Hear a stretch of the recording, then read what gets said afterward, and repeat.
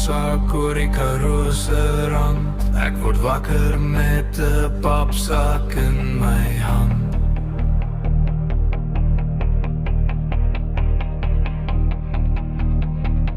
Die brandewyn herinner my aan gister se pyn en 'n hoofpyn wat nooit wil verdwyn.